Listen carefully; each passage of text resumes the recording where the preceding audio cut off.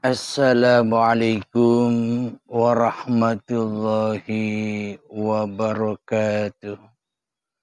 Bismillahirrahmanirrahim. Ashhadu an la ilaha illallah wa ashhadu anna Muhammadar Rasulullah. Allahumma salli ala Sayyidina Muhammad wa ala ali Sayyidina Muhammad. Rabbi syrah li sadri wa yassir li amri wahlul 'uqdatam min lisani yafqahu qawli. Amin. Bismillahirrahmanirrahim. Salam ta'zimku buat para sahabat-sahabatku tercinta dimanapun Anda berada, baik yang ada di dalam ataupun yang ada di luar negeri. Semoga kita semua selalu di dalam lindungan Allah Subhanahu wa Ta'ala, dan tak luput pula bagi para sahabat yang sekarang lagi berjuang untuk memulihkan penyakitnya. Semoga diberi kelancaran dan kesehatan di sisi Allah Subhanahu wa Ta'ala. Amin ya rabbal alamin. Alhamdulillahirabbil alamin. Kajian kali ini mari kita dengarkan pertanyaan dari sahabat kita dari NTB. Silahkan. Bismillahirrahmanirrahim. Assalamualaikum warahmatullahi wabarakatuh. Mohon maaf Kang Guru, saya ini dari Lombok, NTB, Mataram. Perkenalkan nama saya Haji Mahdi dari Lombok, Mataram. Kang Guru, kami mau bertanya tentang di dalam hati mengenai sholat. Seperti kata guru seperti kata guru yang kami dengar, seperti firman Allah di dalam Al-Quran, aqimis sholata li zikri. Lalu ingat kepada Allah. Bagaimana teknis kita ingat kepada Allah di dalam sholat, sedangkan kita ini selalu ingat luar daripada peringatan Allah. Kadang-kadang seperti kata Kang Guru, kadang-kadang kita ingat pada saat takbiratul ihram sampai selesai. Belum kita selesai, kadang-kadang setelah kita membaca takbiratul ihram, hanya di sanalah kata ingat kepada Allah. Tetapi di luar itu atau di dalam sedangkan kita sholat sedangkan mengerjakan rukun sholat tadi sampai selesai, lalu kita kadang-kadang tak pernah ingat kepada Allah, ingat kepada dunia. Satu contoh yang seperti Kang Guru yang mengatakan kadang-kadang kita ingat kepada LUG kita tinggal di mana, atau ingat kepada kompor kita yang belum dimatiin, atau kita ingat kepada uang kita yang ada di dalam lemari. Yang kami tanyakan di sini Kang Guru, bagaimanalah teknis cara ingat di dalam sholat, mengingati Allah supaya tidak mengingati apa yang dikatakan Kang Guru itu. Satu contoh, kita tulis angka 0, misalnya satu contoh ya Kang Guru, angka 0 ini 2. Yang satu tulisan kosong. Yang kedua ada tulisan di tengah-tengahnya atau centang lah di dalam. Kita tulis dulu angka 0 dua-duanya, tetapi yang satu kosong, yang satu ada tulisan. Ya anggaplah kita tulis tidak kelihatan kosongnya itu. Nah sekarang kalau sering kita laksanakan, kita usahakan supaya ingatan kita ini kepada angka 0 ini. Anggaplah kita ingat kepada Allah, tetapi selalu ingat kepada angka 0 yang tertulis di tengahnya ini. Anggaplah dunia. Apa yang kita ingatkan tadi, seperti katakan guru tadi, ingat kepada elogi, maka ingat kepada angka 0 yang tertulis di tengah ini. Alhamdulillahirabbil alamin. Waalaikumsalam warahmatullahi wabarakatuh. Pada intinya, ringkas dan simpelnya pertanyaannya, bagaimana sih mengaplikasikan di dalam ingat kepada Allah, baik ada di dalam sholat ataupun di luar sholat. Alhamdulillahirabbil alamin. Sebelum kita bisa mengingat Allah, maka ingatlah diri kita sendiri dahulu. Maknanya man arafah nafsahu faqad arafa rabbahu. Bila kita ingat siapa diri kita, maka pasti kita akan mengingat siapa Tuhan kita. Alhamdulillahirabbil alamin. Bila kita menyadari hakikat tentang kewujudan diri manusia kita, bila kita menyadari hakikat keberadaan diri manusia kita selama ini, bila kita menyadari hakikat hidup siapa yang menghidupi diri manusia kita ini sejak dari tanah sampai menjadi tanah kembali. Bila kita bisa mengingati itu, bila kita bisa menyadari itu, maka kita akan selalu menyadari dan menyadari bahwa diri kita ini bukanlah sang pencipta atas hidup dan badan ini. Jadi wajiblah kita mendalami di dalam menyadari bahwa sesungguhnya hidup dan badan ini bukan ciptaan manusia kita. Tapi seolah-olah selama ini kita berperan dan berposisi seolah-olah hidup dan badan ini adalah ciptaan kita. Hidup dan badan ini adalah milik kita. Seolah-olah kitalah sebagai sang pencipta atas hidup dan badan ini.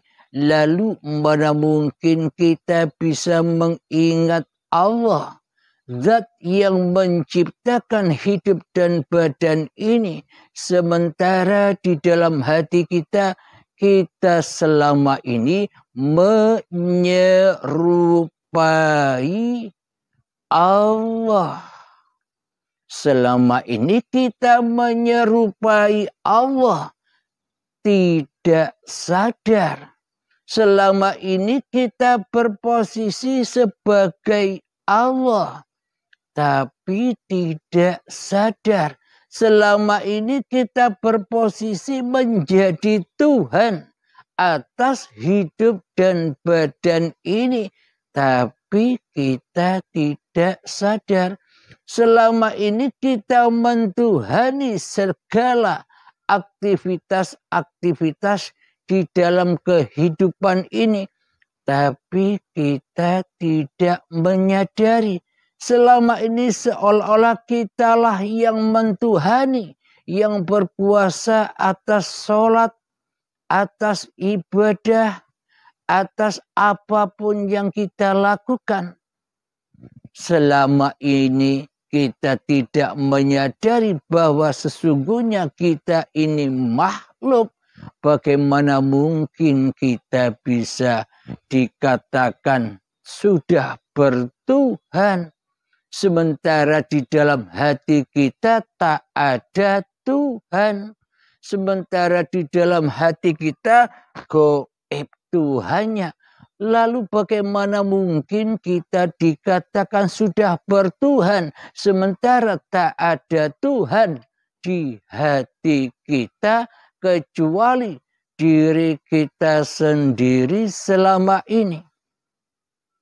Inilah realita yang harus, yang wajib kita renungkan di dalam hati kita. Lalu bagaimana mungkin kita bisa ingat kepada yang belum pernah kita jumpai selama ini? Jadi untuk melatih ingat dan ingat, wajiblah kita berjumpa dulu dengan siapa yang kita ingati. Sebelum kita menyembah, wajiblah kita tahu dahulu siapa yang harus kusembah. Siapa yang harus ku abdi.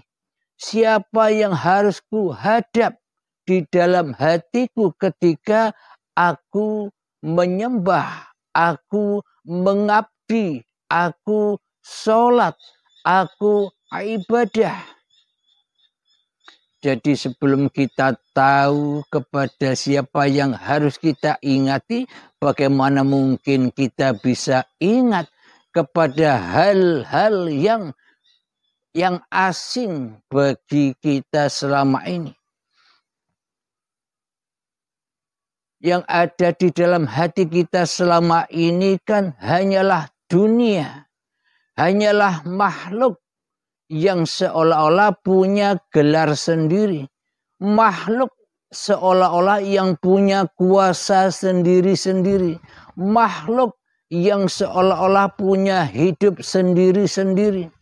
Ada hidup yang ada pada manusia, ada hidup yang ada pada seluruh manusia, ada hidup yang ada pada hayawan, ada hidup yang ada pada tumbuhan. Seolah-olah selama ini kita hanya bersahabat, hanya memandang, hanya mengingat-ingati makhluk ciptaannya saja, daripada mengingat siapa yang menciptakan makhluk. Karena sesungguhnya yang jadi Tuhan selama ini diri kita, di hati kita. Lalu bagaimana mungkin kita bisa ingat kepada selain diri kita sendiri selama ini? Yang kita pertuhankan. Tentunya apapun yang kita lakukan pasti kita ingatnya, zikirnya kepada hawa nafsu kita sendiri, daripada berzikir, daripada ingat kepada siapa yang menciptakan diri kita, siapa yang menciptakan hawa nafsu kita sendiri selama ini. Inilah bukti yang nyata kenapa sholat kita tidak bisa khusyuk. Karena kita belum nyembah Allah. Karena kita belum bertemu Allah. Karena kita belum bersyahadat kepada Allah. Dan karena kita belum masuk di dalam agama Allah. Jadi hakikatnya kita belum Islam. Meskipun syariatnya kita dikatakan Islam, meskipun hanya KTP doang. Jadi maknanya Islam indallah itu adalah, Islam di sisi Allah itu adalah awaluddin ma'rifatullah.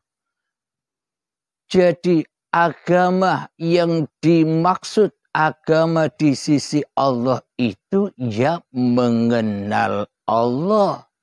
Tanpa kita mengenal Allah, bagaimana mungkin kita bisa selamat menuju mengingat Allah di dalam kehidupan ini.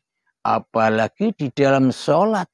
Di dalam kehidupan ini saja tak bisa ingat, apalagi saat sholat dan ibadah.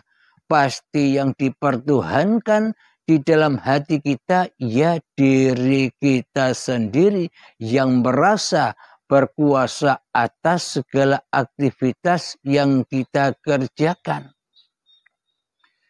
Maka dari itu untuk belajar mengingat bahwa hanya Allah lah yang berkuasa atas diri kita. Supaya di dalam sholat kita bisa menggapai kehusukan. Supaya di dalam sholat kita bisa mengingat Allah. Supaya di dalam sholat kita bisa mi'raj kepada Allah. Ya kita wajib tahu diri dulu. Posisi kita ini Tuhan apa makhluk? Posisi kita ini hamba apa Tuhan? Selama ini kita bergembar-gembar, saya makhluk, saya hamba. Tapi praktek hatinya salah. Iman dan akidahnya salah. Tidak sesuai dengan para nabi dan para rasul. Jadi kalau para nabi dan para rasul pasti jelas apapun tindakan yang berlaku atas mereka, mereka selalu menjadi Rasulullah, menjadi utusan Allah, menjadi pesuruh Allah di dalam hatinya daripada diutus, daripada dirasuli, daripada disuruh oleh hawa nafsunya sendiri. Banyak sudah diabadikan di dalam Al-Quran. Muhammad, bukan kamu yang melempar itu, aku yang melempar. Muhammad, bukan kamu yang memanah itu, aku yang memanah. Ini kalau diaplikasikan di dalam kehidupan kita sesungguhnya begini artinya. Halim, bukan kamu yang bicara itu, akulah yang bicara. Halim, bukan kamu yang duduk itu, akulah yang mendudukkanmu. Halim, bukan kamu yang sehat itu, akulah yang mensehatkanmu. Halim, bukan kamu yang sakit itu, akulah yang memerankanmu sakit. Jadi sehat dan sakit pun juga bukan kuasa manusianya. Karena manusia hanyalah utusan Allah.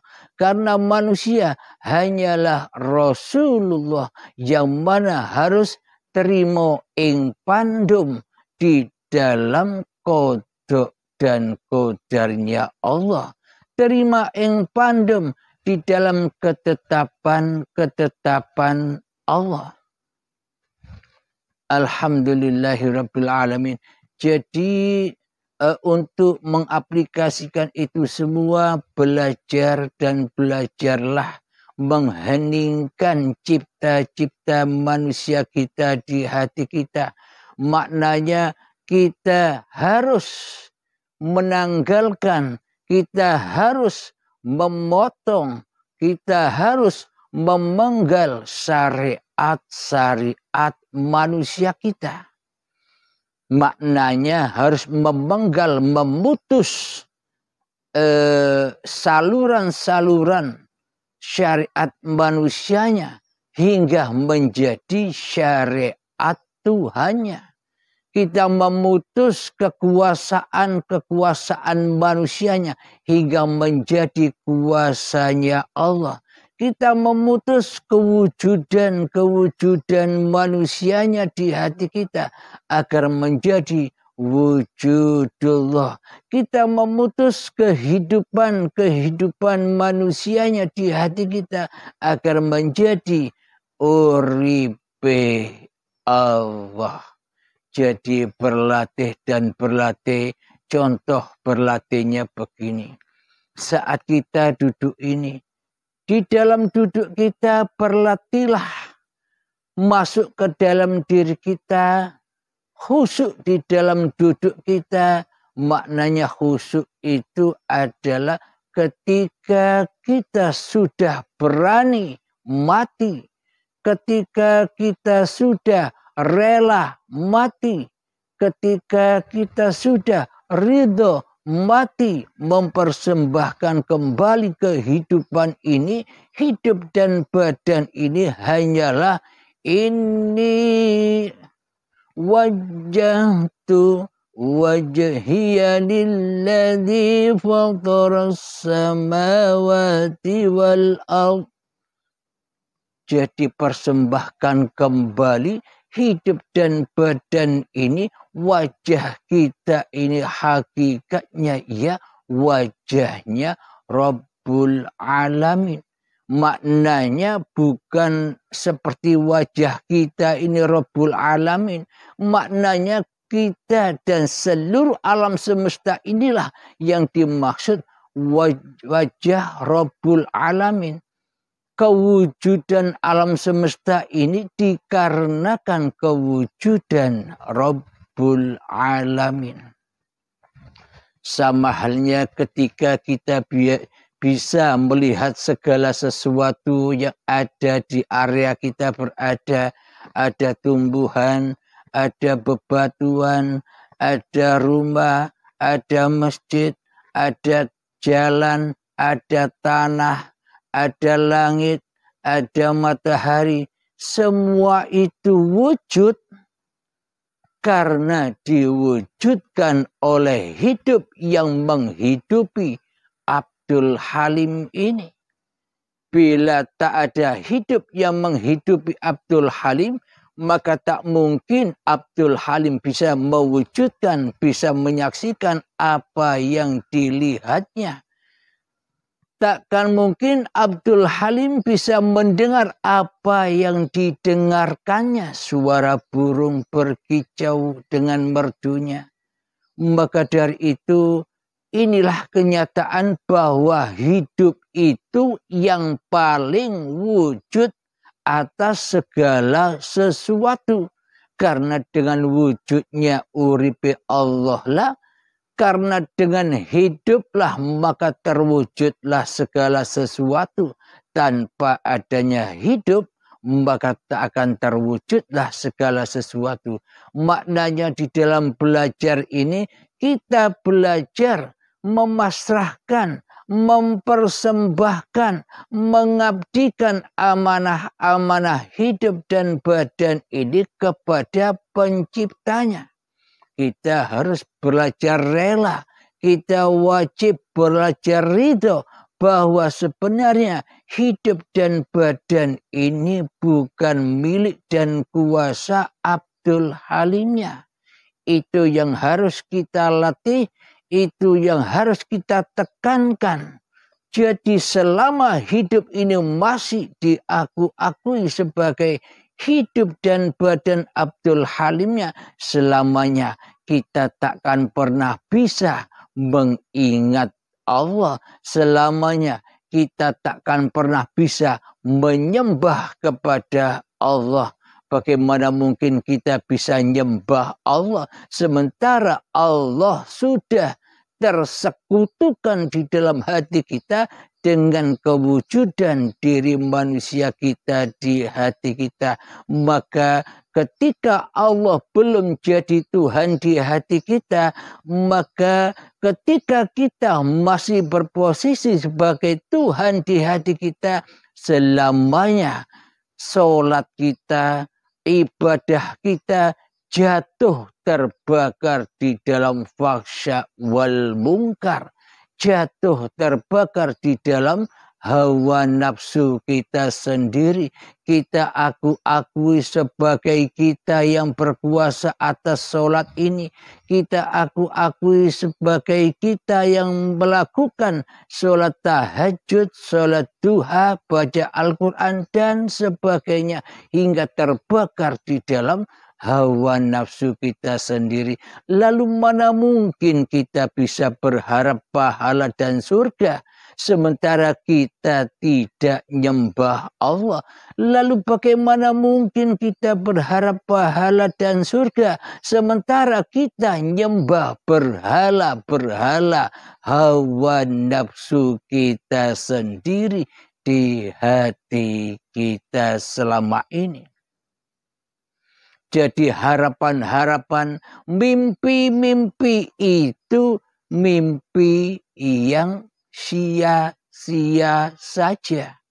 Karena tidak sesuai persembahan kita selama ini, tidak sesuai apa yang kita zikirkan selama ini. Karena kita selama ini tidak pernah bisa berzikir kepada Allah selagi yang jadi Tuhan di dalam hati kita masih Abdul Halimnya. Yang jadi Tuhan di dalam hati kita masih diri manusia kita. Selamanya kita terpanasi dan digodok di dalam bahan bakar neraka, yakni badan manusia dan hati yang keras melebihi kerasnya batu. Maknanya badan dan hidup yang masih diakui sebagai milik manusianya, itulah yang dimaksud jahanam itu. Kapankah kita bisa bebas dari jahanam ini? Kapankah kita bisa bebas dari hawa nafsu ini? Ketika kita sudah rela dan ridho bahwa hidup dan badan ini bukan milik kita. Bila kita sudah merelakan, meridhokan, mengembalikan amanah-amanah yang kita akui selama ini, bahwa hidup dan badan ini adalah milik kita, maka ketika sudah dipersembahkan kembali, diabdikan kembali kepada pemiliknya, maka ya ayyatuhan nafsul mutmainnah, wahai jiwa-jiwa yang tenang. Bagaimana caranya bisa tenang jiwa kita menghadapi segala sesuatu? Irji'i ila rabbiki radiyatan mardiyah. Kembalilah, pulangkanlah bahwa hidup dan badan ini bukan hak milikmu. Akan tetapi hidup dan badan inilah hak milik Tuhan yang telah menciptakan kamu. Dengan begitulah maka hati bisa tenang, hati bisa damai menghadapi segala persoalan dan carut marutnya dunia ini. Fadkhuli fi ibadi. Maka bila sudah demikian, itulah makna mengabdi, itulah makna menyembah, itulah makna sholat dan ibadah, dan itulah makna amal yang soleh di sisi Allah. Bila kita sudah persembahkan kekuasaan, kewujudan, kehidupan manusia kita kepada Allah, maka yang bisa beramal hanyalah af'alnya uripe Allah dewe. Bila sudah demikian, kedudukan di hati kita menjadi hamba-hamba yang mengabdi, menjadi Rasulullah, menjadi utusan Allah, menjadi waliullah, menjadi pesuruh Allah, menjadi khalifatullah. Bila hati kita sudah berada di dalamnya, maka wadkhuli jannati, maka masuklah kalian ke dalam surga-surgaku. Jadi makna surga itu ketika kita bisa mengingat bahwa hidup ini Allah, itulah saat itu juga kita sudah berada di dalam surganya Allah, di dalam menyaksikan wajhullah. Alhamdulillahirabbil alamin. Semoga paparan yang sebentar ini bisa menjawab pertanyaan saudaraku, sahabatku yang ada di NTB sana, dan mungkin juga berguna jawaban ini untuk saya sendiri dan kita semua. Semoga kita semua dipahamkan oleh Allah Subhanahu wa ta'ala. Amin ya rabbal alamin. Sebelum kita akhiri kajian di siang hari ini, marilah kita gemahkan salawat zalimin daf'ul bala, dan kita doakan pula semoga para sahabat-sahabat tercinta yang sekarang lagi berjuang dengan sakitnya, semoga diberi keberhasilan di dalam kesembuhannya, sehat kembali dan ngaji lagi. Amin ya rabbal alamin. Allahumma salli ala sayyidina Muhammad wa ashghil zalimin bil zalimin. Allahumma salli ala sayyidina Muhammad wa ashghil zalimin bil zalimin. Wa akhrijna min bainihim salimin. Wa ala alihi wa sahbihi ajma'in. Alhamdulillahi rabbil alamin. Allahumma salli ala sayyidina Muhammad wa ala ali sayyidina Muhammad. Allahumma ya qadiyal hajat, Allahumma ya mujibad da'wat, Allahumma ya rafi'ad darajat, Allahumma ya muhillal muskilat, Allahumma ya syafiyal amrad, Allahumma ya kafiyal muhimmat, Allahumma ya dafi'al baliyat. Allahumma akhtim lana bil iman, Allahumma akhtim lana bil islam. Rabbana atina fid dunya hasanah wa fil akhirati hasanah wa qina adzabannar. Wa sallallahu ala sayyidina Muhammad wa ala alihi wa sahbihi wa sallam. Walhamdulillahi rabbil alamin. Akhirul kalam. Assalamualaikum warahmatullahi wabarakatuh.